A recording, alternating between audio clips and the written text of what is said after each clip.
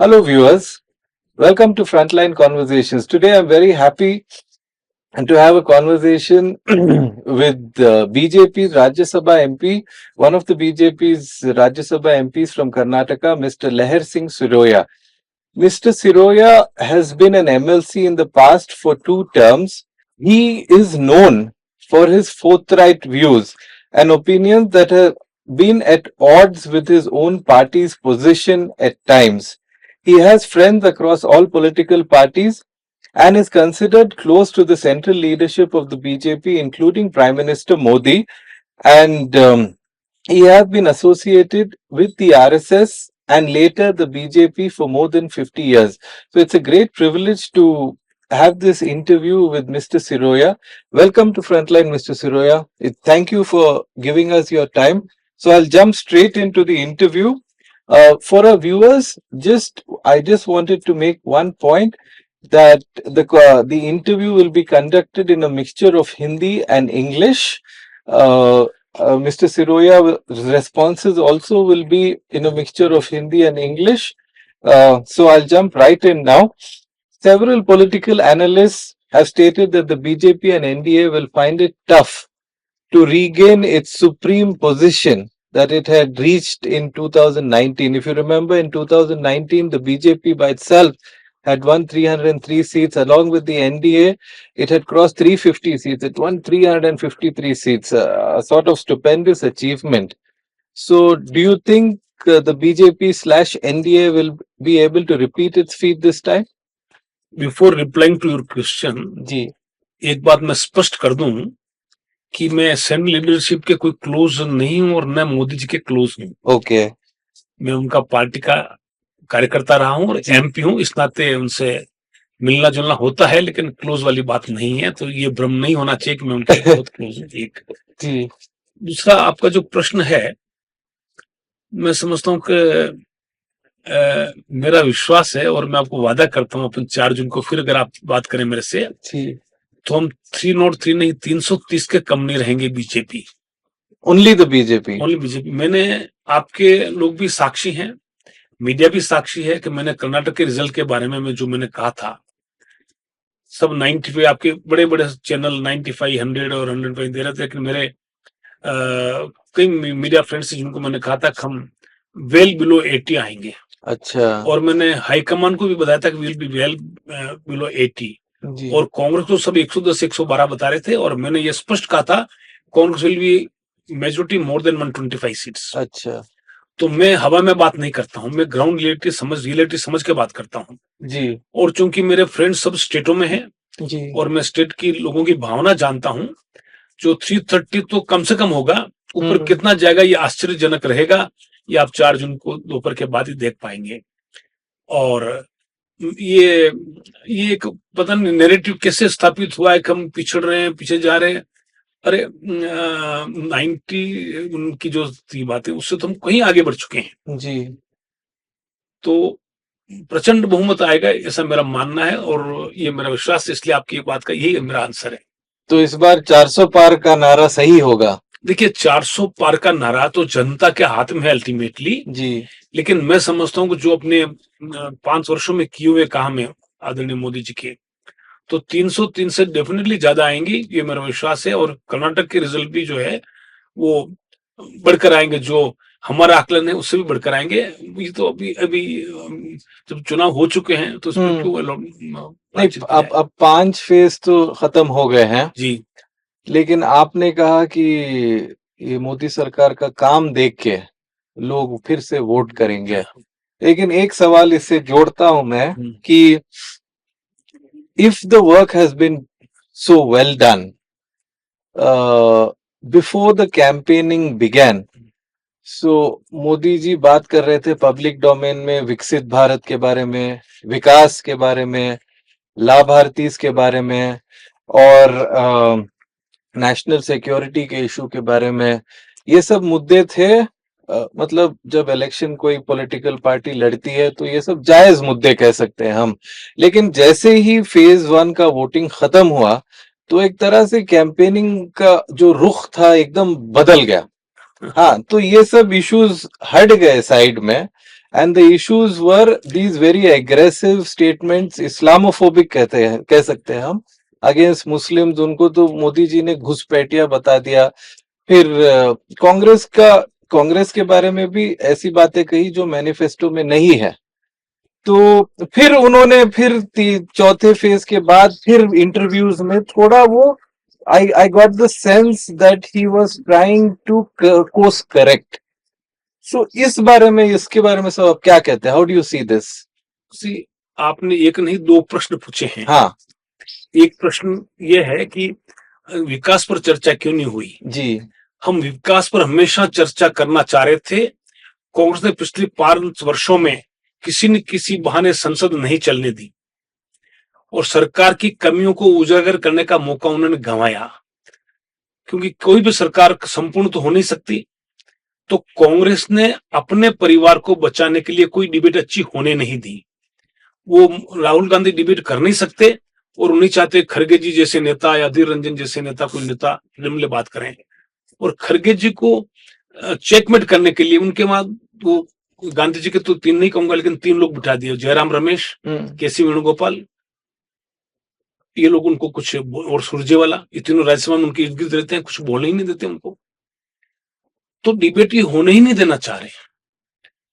उनके मन में क्या है कि राहुल गांधी से बड़ा कोई दिखना नहीं चाहिए और राहुल गांधी में डिबेट की क्षमता नहीं है, इसलिए वो सब मोदी चोर क्यों होते हैं इस तरह की बातें, नारेबाजी की बातें करके वो, और अडानी अंबानी का। अब अडानी अंबानी का, जब अडानी यहाँ कर्नाटका में बढ़ चढ़ करके सिद्धरामैया सरकार उनको टेंडर दे रही है, उनको जो प्लांट दे रही है, उनको रेड कारपेट से वेलकम कर रही है और इनका जो प्रोग्राम होते हैं उनको उसमें इनवाइट कर रही है। और मैं समझता हूँ कि सिद्धरामैया की सरकार अगर उनको ऑब्लाइज करे तो ऐसे तो नहीं कर रही होगी, और हो सकता है वही टेम्पो पर के वहां गए हों, मुझे नहीं पता। तो आप ये रिटोरिक फैला करके मतलब विकास की बातें नहीं करके और क्या कार्य हुए हैं उन कार्यक्रमों का विवरण किए बगैर, उन पर चर्चा किए बगैर आप रिटोरिक डेवलपमेंट करते हैं। तो नेचुरली आप बचना चाहते हैं, हमारी योजनाओं से, हमने योजना में क्या लाभ हुए हैं और कुछ कमियां तो संतुष्ट तो मोदी जी है ही नहीं है। मोदी जी को तो बहुत कुछ करना है और इसलिए जो ये कोविड की वजह से हमारा समय खराब हुआ है और ये संसद नहीं चलने देने से जो हमारा जो समय खराब हुआ है, जो हम अच्छी बातें डिबेट करके अच्छे कानून पर जो चर्चा करके कानून ला सकते थे वो नहीं करके उन्होंने सब ये अस्त व्यस्त कर दिया। तो नेचुरली जब डिबेट आप नहीं चाहते तो हम डिबेट किससे करें? योगेंद्र यादव से तो नहीं कर सकते, किससे डिबेट करें? जयराम रमेश खाली ट्वीट करता है, डिबेट कहां करते हैं? और दूसरा जो आपने कहा ये मुस्लिम इस्लामिक फोबिया वाली बात है, मैं बता रहा हूं कि आप लोग मोदी जी को समझ नहीं पाए और कुछ मीडिया के लोग और ऑपोजिशन वाले तो समझना नहीं चाहते हैं, लेकिन मीडिया वाले भी पूरा समझ नहीं पाए कि डे वन से मोदी जी ने एक नारा दिया है, सबका साथ, सबका विकास, सबका विश्वास। अब आप डेवलपमेंट की स्कीमें बात करते हैं, मैंने कई स्कीमें मैंने लिखित में दी, आपको भी मैं कॉपी दे दूंगा। उन सब स्कीमों का फायदा गरीब मुस्लिम को पहुंचता है, लेकिन वो स्वीकार करते नहीं है। कांग्रेस और दूसरी ऑपोजिशन पार्टियां जो इसी वोट के सारे जिंदा रही अब तक, और इस वोट के चलते उन्होंने देश को 2 भागों में बांटा और 50 साल तक, 60 साल तक माइनॉरिटी को अपना भाई नहीं समझ कर वोट बैंक में यूज किया। मोदी जी ऐसा नहीं चाहते, उनके मन में स्पष्ट है कि सबका साथ, सबका विश्वास और गरीब के लिए काम करना। तो गरीब के लिए काम करेंगे।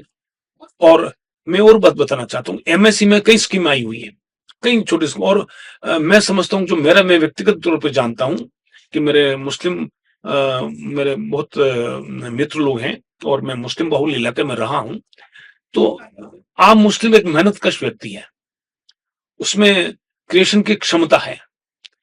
तो उनको इस बजाय इसमें लगाने के भाई आप एमएससी जो आ रही है आप इसका फायदा उठाओ और अपने जो छोटे छोटे गृह उद्योग जिसमें मुस्लिम कम्युनिटी बहुत आगे है क्योंकि मेहनती है, तो उसमें और फायदा उठा के मुस्लिम का जो अपलिफ्टमेंट हो, उन स्कीमों को यूटिलाइज करने के बजाय आप इसे नारेबाजी करा के उन्होंने यूं क्यों कह दिया, उन्होंने वहां क्या कह दिया।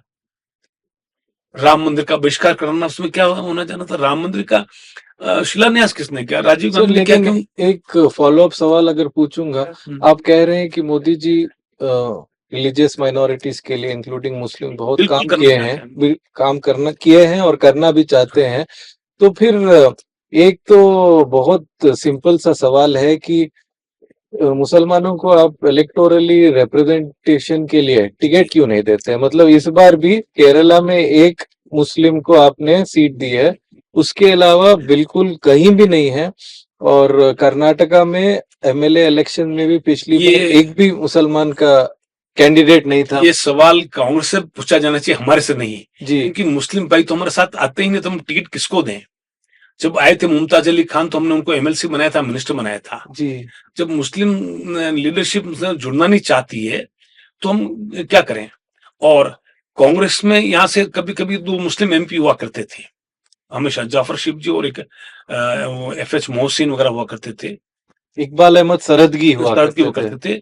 2-2 हुए थे। अब एक भी टिकट क्यों नहीं दिया आपने? ये सवाल तो आप कांग्रेस से पूछिए कि कांग्रेस ये क्या कर, कांग्रेस ने हमेशा मुस्लिम को इस देश का पक्का नागरिक समझने के बजाय उनको माइनॉरिटी का टैग लगा करके उनको प्रिविलेज के नाम पर उनके साथ सौतेला व्यवहार हुआ, ये मेरा यह मानना है। और मोदी जी इसको सौतेला व्यवहार को समाप्त करना चाहते हैं। मोदी जी चाहते हैं कि बाकी आम जन की तरह मुस्लिम भी हमारे नागरिक हैं। क्योंकि अल्टीमेटली मैं एक और बात बताना चाहता हूं आपके इस चैनल के माध्यम से कि मेरा विश्वास है और जो मोदी जी का विश्वास है कि हम हिंदू और मुस्लिम मिलकर रहना ही है, रहना ही पड़ेगा हमारे को, ये कंपल्सन है हमारा। हम कहीं छोड़ के जाने ना, आप जा सकते ना हम जा सकते हैं। तो मिलजुल कर रहने से देश प्रगति करेगा, ये मोदी जी का विश्वास है। और मोदी जी जोड़ने के लिए पूरा प्रयत्न करते हैं।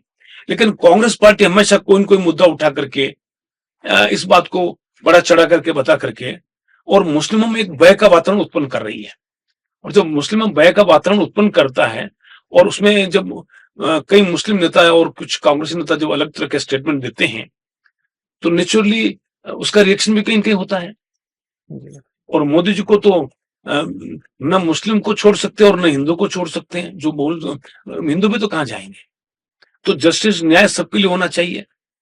मेरा अगला सवाल है, ये जो interview BJP president JP Nadda ने दिया पिछले पिछले वीक, इंडियन एक्सप्रेस में एक उन्होंने इंटरव्यू दिया जिसमें, where if I can quote, उन्होंने कहा, in the beginning we would have been less capable, smaller and needed the RSS. Today we have grown and we are capable, the BJP runs itself. आपका तो RSS से 50 साल से ज्यादा रिश्ता रहा है। देखिए ऐसा है, नहीं, मैं पूरा सवाल भी पूरा कंप्लीट कर देता हूं। तो ये एक स्टेटमेंट से बहुत मतलब स्पेकुलेशन शुरू हो गया है और काफी रिपोर्ट भी आए हैं कि आरएसएस के जो काडर हैं जम जम के मतलब एग्रेसिवली कैंपेनिंग नहीं कर रहे हैं बीजेपी के लिए। तो आप ये कैसे समझते हैं इसको? मेरे सामने एक समस्या आई है जी कि मैंने बिजनेस को बहुत आगे अच्छे से बढ़ाया है जी और राजनीति में मैंने थोड़ा अपना स्थान बनाया है।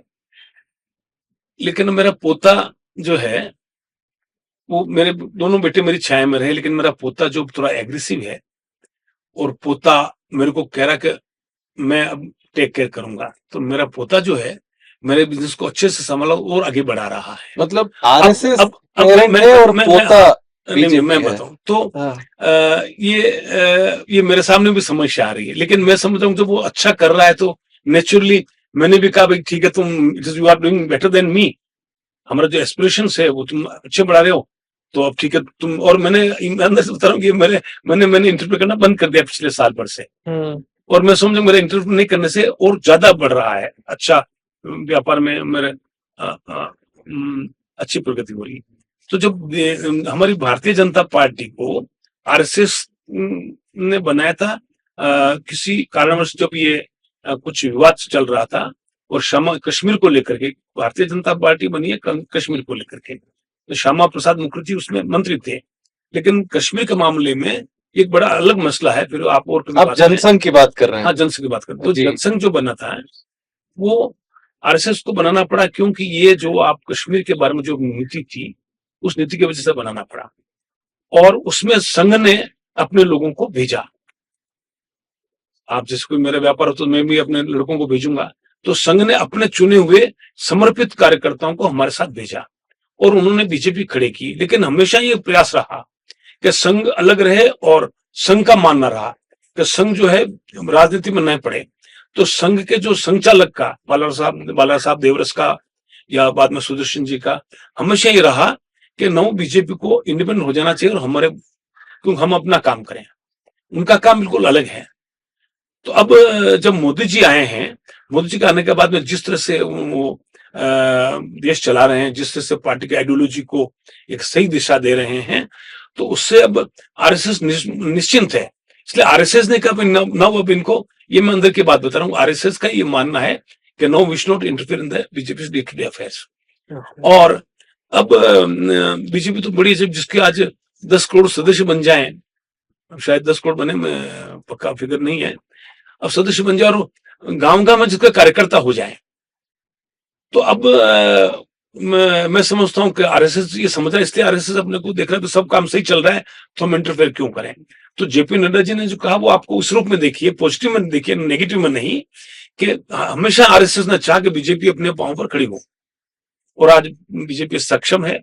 कोई नड्डा जी की बात को तो मैं उसको ठुकरा नहीं सकता। जब तो और मुझे लगता है कि मैं तो पूरे देश में घुमा नहीं हूं, मैं तो एक साधारण कार्यकर्ता रहा हूं, बट साहिब मेरे पास नहीं जी है। सर, एक उसका एक फॉलो अप क्वेश्चन मैं पूछना चाहता हूँ कि आपने कहा बीजेपी सबसे बड़ी पार्टी हो गई, 10 करोड़ से ज्यादा सदस्य हैं, ठीक है मैं मानता हूँ, लेकिन कैसे हुई?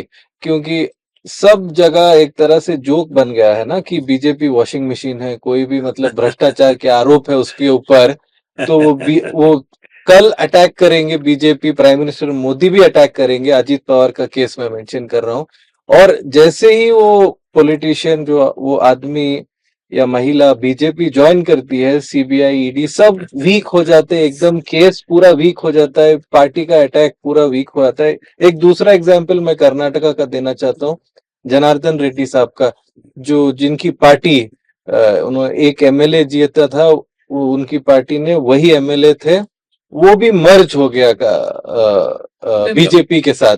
तो इस तरह से तो आरएसएस में वो डिस्कम्फर्ट तो रहेगा ही, क्योंकि आरएसएस मतलब भ्रष्टाचार के खिलाफ रही है हिस्टोरिकली, और आइडियोलॉजिकल डाइल्यूशन भी होगा, ये सब लोग जुड़ जाएंगे तो आइडियोलॉजी कहाँ गई? नहीं, इसमें देखिए ऐसा है कि एक तो अपन व्यक्ति को लेकर के चर्चा नहीं करेंगे आज, लेकिन जनरल बात करेंगे। जी जो पहला है कि आपका वॉशिंग मशीन वाला सवाल, जी तो वॉशिंग मशीन वाला सवाल जो है, सबसे बड़ी पावरफुल ताकतवर वॉशिंग मशीन किसी के पास में है तो कांग्रेस के पास में है। वहां शिवसेना भी आके धुल जाती है। और केजरीवाल का वीडियो देखिए, अगर केजरीवाल का वीडियो देखें पुराने, तो किसी कांग्रेसी को शर्म से मर जाना चाहिए कि मतलब चाहे कुछ भी हो जाए, सत्ता नहीं मिले वो 100 साल, लेकिन केजरीवाल जैसों का समर्थन करें, उनसे समर्थन लें। तो ये वॉशिंग मशीन तो उनके पास है, हमारे पास कहाँ है, जहां पूरी की पूरी आइडियोलॉजी धुल जाती है। अरे केजरीवाल कौन था, क्या था केजरीवाल ने, आप मैं दोहराना नहीं चाहूंगा सारी बातें, उसने क्या क्या नहीं कहा, राहुल गांधी के लिए क्या क्या नहीं कहा, उसको एड्रेस क्यों नहीं कर रहे हैं, दबाव था कि अरेस्ट क्यों नहीं कर रहे हैं। और कांग्रेस ने शिकायत की थी अपने ये जो शराब घोटाला के बाद में बारे में कांग्रेस ने मुद्दा उठाया था सबसे पहले, हमें पता ही नहीं था। कांग्रेस ने जब मुद्दा उठाया, हमें जब नोटिस में आया, तो जब ईडी और अपनी कार्रवाई करने लगे तो कांग्रेस उनके पक्ष में खड़ी हो गई। तो ये कांग्रेस का ये दोगला व्यवहार, जो कांग्रेस जिसने के शराब घोटाले का उजागर करके जेल भिजवाने का कारण रहा, वो आज उसको छुड़ाने के लिए मरी जा रही है और आंदोलन कर रही है। ईडी के लिए केजरीवाल और दोनों जुड़ करके राज्यसभा में नारेबाजी करते हैं, लोकसभा में नारेबाजी करते हैं, सड़कों पर उतरते हैं। और ईडी जब आप कुछ चीज आप संज्ञान में लाओगे तो ईडी का अपना काम तो करेगी ना। आप मीडिया आप लेकिन आप कांग्रेस के दोगलेपन के बारे में बात कर रहे हैं, लेकिन बीजेपी का जो, अब मैं बताता हूँ आपकी बात में, मैं ज्यादा उस बारे में मैं ज्यादा चर्चा में नहीं जाना चाहूंगा। हाँ, लेकिन जो आपने कहा कि आइडियोलॉजी को लेकर तो जनार्दन रेड्डी का और जिन लोगों का सवाल है, आइडियोलॉजी का कोई सवाल नहीं था जी। उसके पुराने आरएसएस के कार्यक्रम में बहुत पहले भी जनार्दन रेड्डी और कनक रेड्डी गए हुए हैं, इसमें हमारे पास ये दाखिल है इस बात के। लेकिन आइडियोलॉजी का अलग है और उसके भ्रष्टाचार के आरोप अलग है। तो भ्रष्टाचार के आरोप के मामले में हमने, चाहे हमारे पास मडाल विरूपाक्षा का केस हो, हमने जब भी मौका मिला तो मैं कार्रवाई की है और जनार्दन रेड्डी को उसके कहीं हमने जो कार्रवाई जो चल रही है उसमें हम कोई मदद करने वाले नहीं। और मैं एक आपको और विश्वास दिलाना चाहता हूँ आपको, आप आगे आने वाले 5 वर्षों में देखेंगे कि भ्रष्टाचार के खिलाफ बहुत बड़ी तगड़ी लड़ाई लड़ने वाले हैं। जैसे उन्होंने आर्टिकल 370 किया, राम मंदिर का मुद्दा हल किया, यूसीसी बनाया, सीए लगाया। तो इसी तरह से इस बार भ्रष्टाचार के खिलाफ बड़ी आर पार की लड़ाई लड़ने वाले हैं। और उसमें कोई भ्रष्टाचार, चाहे किसी पार्टी का हो, कोई भी भ्रष्टाचारी बचने वाला नहीं है, ये मैं आपको विश्वास दिलाता हूँ। और ये कोई वॉशिंग मशीन हमारे पास नहीं है। अब ये कई कारणों से कुछ समझौते राजनीतिक करने पड़े होंगे। और आज आप, लेकिन जो वॉशिंग मशीन का सवाल है, मैं समझता हूँ कि कांग्रेस के पास जो वॉशिंग मशीन है उसका पास हमारे पास 10% भी वो नहीं है। जी सर, आखिरी सवाल, एक दो इल्जामात लगा रही है ऑपोजिशन बीजेपी के खिलाफ। पहला तो कि संविधान खतरे में है और दूसरा आरक्षण खतरे में है। इस बारे में आपकी टिप्पणी, आपका उत्तर क्या देखिए, रहेगा? आरक्षण जो है जी ये हमारा विश्वास रहा है जी कि पिछड़ी जातियों को मिलना ही चाहिए, जी पिछड़े हुए लोगों को मिलना ही चाहिए और गरीब को मिलना ही चाहिए। जी और जब ये गरीब के उस पे आरक्षण में आएगा तो सबसे ज्यादा फायदा मुस्लिम्स को होगा। हम्म, लेकिन धर्म के नाम पे अगर अपन ये राजनीति करेंगे, धर्म के नाम पर आरक्षण करेंगे, तो देश क्या और बांटना है, जाति के आधार पर और बंट रहा है। अब आप देखेंगे आरक्षण का नीचे लेवल पे और उनके इन बिटवीन भी उनमें झगड़े पड़ रहे हैं। तो आरक्षण का मैं समझता हूँ कि इस मुद्दे पर का भी कोई व्यापक चर्चा होनी चाहिए और कांग्रेस और विरोधी पार्टियां मिलकर के एक प्लान लाए, डिबेट करे संसद में और उसका एक सही रास्ता निकाले जो गरीब का, वास्तव में गरीब का फायदा हो और जातिवाद से और ये आरक्षण सही दिशा दे सके। लेकिन ये जो, क्योंकि जो पिछड़ी जाति हैं, आप उनका हाल देखिए, पिछले कई सैकड़ों वर्षों से जो हालत रही, तो उनको आगे लाने के लिए आरक्षण आवश्यक है और आरक्षण आगे भी रहेगा। लेकिन धर्म के आधार पर इसको बांटना मैं समझता हूँ कि इसको मंजूर नहीं है और मोदी जी नहीं होने देंगे। और मैं अम्बेडकर के संविधान में इस बात का कहीं उल्लेख है और मैं समझता हूँ, मैं तो ये चाहता हूँ, मेरा ये व्यक्तिगत मानना, जो मोदी जी का भी मानना है कि मुस्लिम भाई जो है, मुस्लिम हमारे साथ एज ए नागरिक जुड़े, एज ए परिवार के साथ जुड़े। हम उनको माइनॉरिटी ग्रुप में देख करके उनको इस तरह का हम व्यवहार नहीं करना चाहते, उनका स्पष्ट सोचे और उनके लिए सबका साथ, सबका विश्वास और सबका प्रयास। जब सबका प्रयास आता है तो उसमें मुस्लिम भी आते हैं, हम सब लोग मिलकर के देश को खड़ा कर सकते हैं। और विदेशी ताकतों को, और जो लोग जो विदेशी ताकतों के बलबूते पर या राजनीति करते हैं, उनको लग रहा है अगर ये मुस्लिम हिंदू अगर देश में एक हो गए तो भारत बहुत बड़ी शक्ति बन जाएगा विश्व की, और भारत की विश्व की सबसे सुप्रीम शक्ति बने।